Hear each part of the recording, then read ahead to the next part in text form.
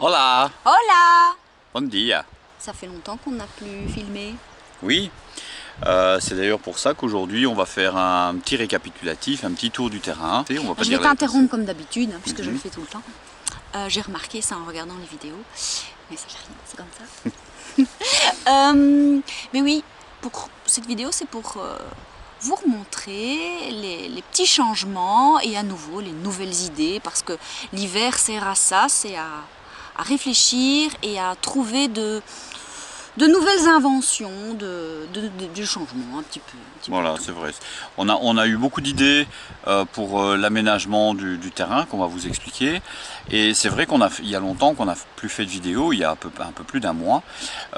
Tout simplement Il n'y parce a que pas nous plus avions... que ça. Je crois que non, je pense que ça va peut-être 6 semaines peut-être. On sait le voir sur la dernière vidéo. Enfin, ça n'a pas tellement d'importance. En tout cas en extérieur. La dernière, c'est quand on a été à la Serra d'Estrella à la neige. Oui, je pense que c'est à ce moment-là. Oui. Ouais, et là maintenant, on est début mars. Oui, et en fait c'est vrai que nous avons eu énormément de travail et on en remercie d'ailleurs tous nos clients pour les tisanes puisque ça reste quand même malgré tout notre métier principal. Ouais. Avant de pouvoir s'occuper du terrain, des plantations, des aménagements, on a quand même un travail qui est l'herboristerie, la tisanerie et pour lequel on a de la chance que ça fonctionne bien et qu'on a pas mal de très bons contacts. On est vraiment heureux. Voilà. Donc ici on s'est dit maintenant il commence à faire beau, on a déjà commencé un peu à travailler dans le terrain et puis on s'est dit tiens on va vous partager les nouveautés, les nouvelles idées et essayer de faire en sorte que vous puissiez participer également au développement de toutes ces idées. Voilà. On y va? On y va.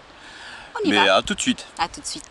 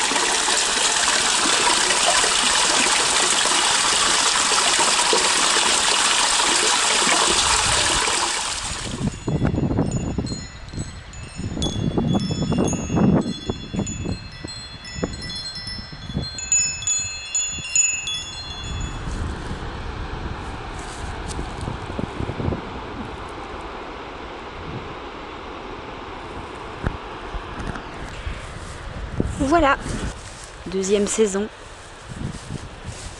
au jardin.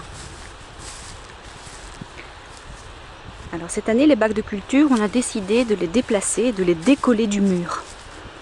Parce qu'en les mettant contre le mur, on a favorisé, on a facilité les attaques entre guillemets des rats-aux-pieds qui viendront bien sûr cette année-ci encore, manger les légumes par leurs racines. Alors ça ne les empêchera pas de venir, mais ça les expose aux prédateurs naturels. En tout cas, j'espère. Alors, la nouveauté ici, c'est que nous allons créer un tunnel à fruits grimpants. Alors le tunnel n'est pas encore construit, l'armature, on va devoir se dépêcher pour le faire d'ailleurs, parce qu'elles sont assez vigoureuses ces plantes. Nous avons mis framboisier, de variétés sans épines, on a mis une ronce pour avoir des mûres. Ici un exotique qui se plaît très bien au Portugal, c'est le fruit de la passion. Il se plaît bien s'il est protégé des vents froids. C'est surtout ça qu'il faut faire attention. Et puis les 6 derniers, ce sont des kiwis. Des kiwis jaunes et des kiwis verts. Alors, cette année, notre objectif, et on ne le voit pas encore très bien, puisqu'il faudra leur laisser le temps de pousser, c'était de planter des arbres pour avoir de l'ombre. Parce que lorsque ça monte à plus de 40-45 en plein été, les petites toiles d'ombrage sont indispensables mais ne sont pas suffisantes. Ici vous avez un poirier et à la queue leu en ligne derrière le mandala, nous avons trouvé un petit chêne qui était mal placé là où il était et on lui a demandé s'il voulait bien venir s'installer ici au milieu. Donc là pour le moment les chênes n'ont pas encore leurs premières feuilles, j'espère que c'est pour bientôt. Cette zone-là de culture, c'était l'emplacement du poulailler lorsqu'il est resté plusieurs mois sur place. Et j'en profite pour faire un petit espace de culture. Ici, un pêcher, un autre petit poirier. Les vignes ont été taillées partout. Ici, on les laisse par contre beaucoup plus longues puisque le but, c'est vraiment de les faire grimper tout au-dessus.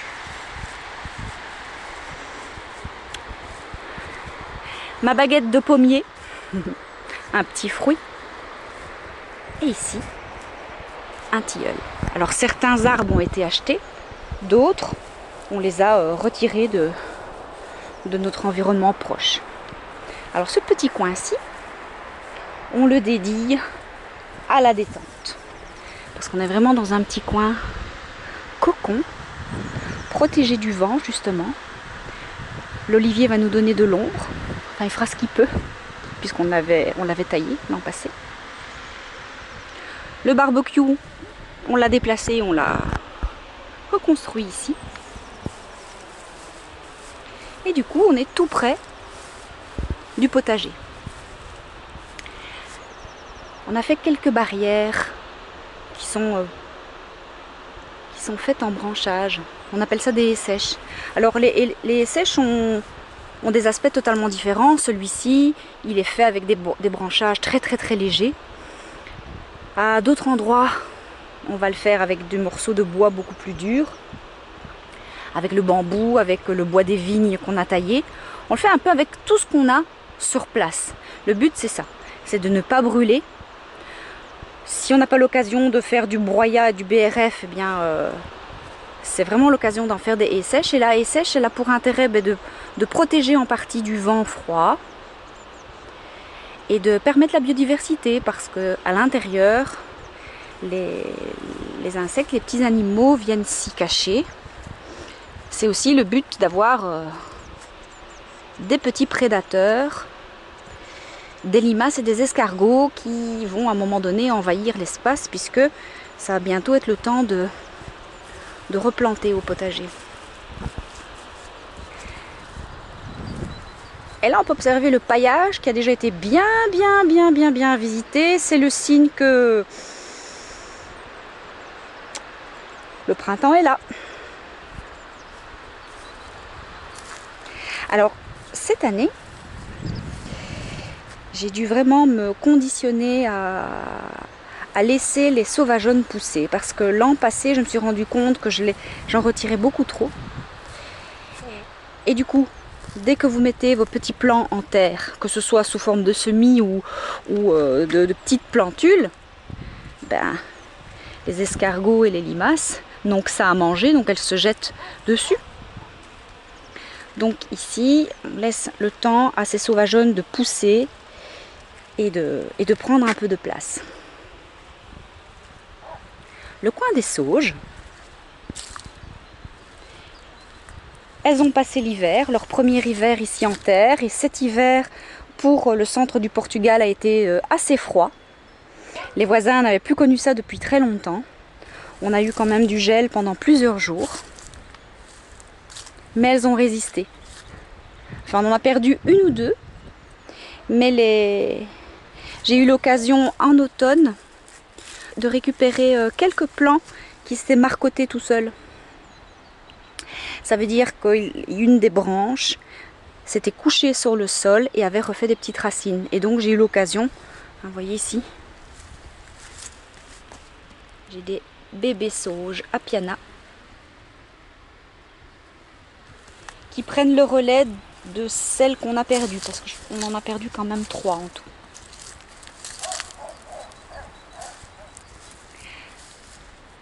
Voilà ma pouponnière.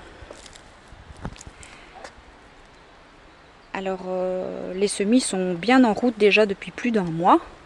Par contre, comme les nuits sont encore assez fraîches et descendent, cette nuit on est descendu quand même à 2-3 degrés seulement, donc on a fait une petite pouponnière. Je n'aime pas trop le plastique, mais c'est la seule solution qu'on a pu trouver pour cette année. Mais je suis déjà super contente de savoir que pour l'an prochain, Nounou me construit une petite serre avec des châssis qu'on a eu la possibilité de récupérer.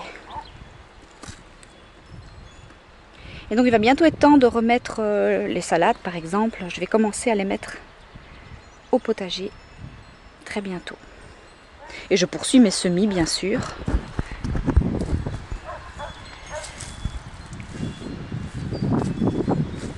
Le mandala a pris sa place. C'est surtout les sauvageonnes qui ont pris toute la place.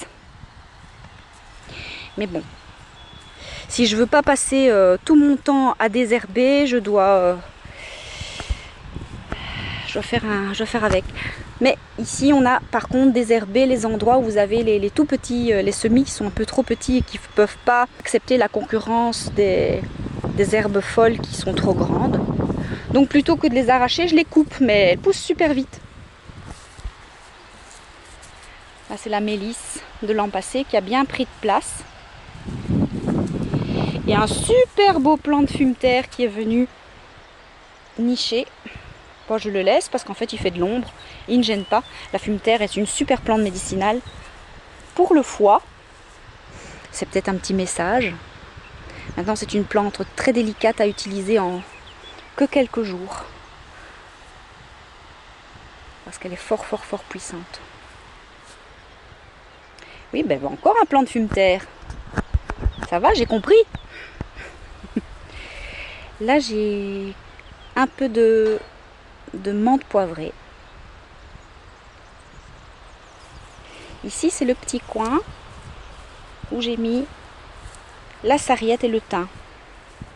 Par contre, vous avez un semi-spontané qui s'est mis dedans. Et je laisse pour le moment, j'enlève au fur et à mesure en fonction des besoins. C'est un semi-spontané de pavot orange que je mets dans la tisane qui va bientôt revenir, la sommeil d'oranger, dès qu'on aura eu l'occasion de réceptionner les fleurs d'oranger de cette année. Alors la bourrache, elle s'est ressemée un petit peu toute seule. Et je l'ai laissée faire. Et puis l'année passée, comme j'avais pas plus envie de mettre certains plants au potager qui se faisaient complètement manger, j'ai essayé de le mettre ici. Et finalement, on a eu les brocolis et les choux qui étaient mis peut-être trop tardivement. Et du coup, on n'a pas eu l'occasion de les manger la saison passée. Du coup, on a des tout mini brocolis mauves. Donc on n'arrivera pas à avoir la taille d'un brocoli comme on pourrait l'acheter au supermarché, mais on va quand même évidemment l'utiliser. Et du coup, ces plants-là, je les laisse ressemer tout seul. Hein. Il y aura des choux partout, c'est pas très grave, puisqu'on en a besoin pour nourrir les poules qui en raffolent. Et je vais les garder parce que et j'ai commencé d'ailleurs, à y mettre les toutes petites salades. Et comme les choux sont adorés des limaces et des escargots, j'ose espérer qu'elles vont peut-être laisser mes petites salades pousser. C'est un test, on verra. Les petites baguettes ici, toutes fines, ce sont des cassis. On a eu l'occasion de les planter à racines nues, donc ils n'ont pas beaucoup de feuillage, mais ils ont l'air d'être bien partis. Alors, là on verra ce que ça donne cette année. Et j'espère pouvoir vous montrer ça, ce sera pour l'automne. Ici ça s'appelle un citron caviar. Et le citron caviar donne un fruit qui ressemble un peu à une sorte de cornichon. Et à l'intérieur, ce sont toutes des petites bulles acidulées qui sont fort prisées dans les restaurants. Eh bien, on va goûter. On s'est dit que pourquoi pas. Les petites fleurs sont là. Il n'y en aura pas beaucoup, mais on ose espérer avoir quelques fruits cette année. Puis j'ai déplanté les agrumes qui se trouvaient dans une autre zone et qui ne poussaient pas bien. Eh bien, ils font la tête hein, pour le moment. Ils font la tête. Mais j'ai décidé de toute façon les laisser en terre et de voir, on ne sait jamais, les miracles. Ça arrive. Et tous les jours, je lui dis qu'il a la possibilité de pousser. Encore un tilleul. Et ça, ce sont les voisins qui nous ont donné des petits jets. Enfin, ils sont très hauts, mais des petits jets de tilleul. On a planté un autre citronnier ici. Alors, c'est ici, plus ou moins, que devrait être installée la future serre pour cet automne. En tout cas, elle sera prête pour les semis de l'année prochaine. Et ici, c'est l'autre haie sèche qui est faite, elle, avec les bois beaucoup plus rigides qui étaient utilisés pour maintenir les vignes. Cette année, on doit remplacer tous ces tuteurs. On va donc le faire avec les nouveaux bambous. Mais ces vieux bois qui étaient cassants, on en a profité pour faire cette haie sèche.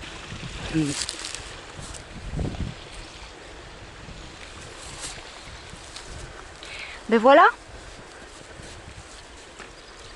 mon petit tour d'horizon en ce début de printemps. Ah ben voilà nounou. Prenez grand soin de vous.